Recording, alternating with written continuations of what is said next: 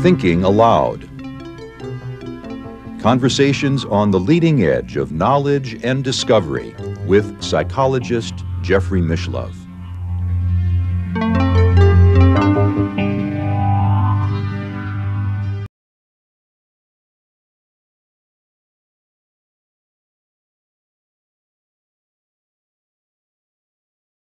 Now, if it wasn't for the case that I had engaged in a 10-year study of Ted Owens, the PK man, and have good documentation for the many psychokinetic feats that he produced involving control of large-scale phenomenon, including earthquakes, tornadoes, hurricanes, volcanoes, and so forth. Hurling lightning bolts, which is one of the trademarks of Zeus and of Indra.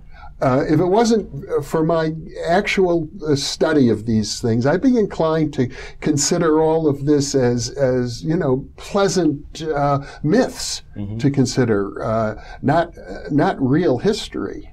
Well, I take my lead from William James in this chapter. James suggested, because of his experience in psychical research, that perhaps we ought to interpret religious scriptures as veridical accounts of human experience. Of course, not every detail is going to be accurate. Right. But his approach to religious scriptures was that we should treat them as phenomenological descriptions and not necessarily buy into the ideology that is being promoted in these scriptures, to evaluate them scientifically. And this was an example of his radical empiricism. And I'm certainly 100% in favor of assuming William James' approach to these matters. Let's look at the UFO component now, because Ted Owens is one of many UFO contactees who claims to have psychic powers connected with that relationship. Uri Geller was another, also noted for psychokinetic powers, and if one reads the book Uri, written by Andrea Puharich, there are many episodes in that book involving UFO sightings that were connected with Uri's abilities. I have interviewed some of the witnesses to those sightings, and Uri himself, while he likes to downplay that, he has never denied that these things occurred. So it would suggest, based on the contemporary UFO circus, if you will, and these religious scriptures, that there's a trickster-like archetype, the god Hermes, if you will, that's been interacting with humanity for a long time, and often whose intentions are not at all obvious. Let me give you two examples of that I feature in my chapter.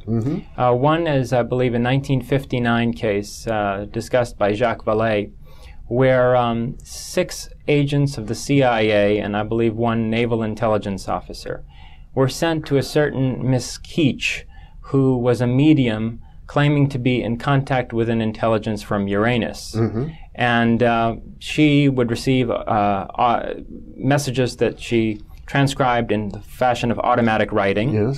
And they took careful notes on her methodology. She even trained them to be able to produce UFO phenomena in association with this entity.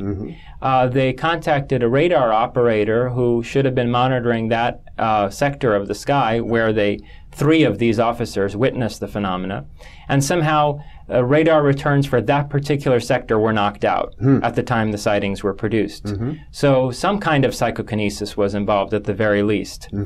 The interesting thing is that this entity, who claimed to be getting in touch from out of Uranus, called itself Alpha. And in the Enochian language developed by John Dee, Queen Elizabeth's court occultist and advisor. Going back to the Renaissance era. Yes, in this Enochian language, which was adopted by the 20th century magician Aleister Crowley, Alpha means empty. Empty as in there's nothing really here, as in, you know, hot air. So I think this is one example of the trickster at work.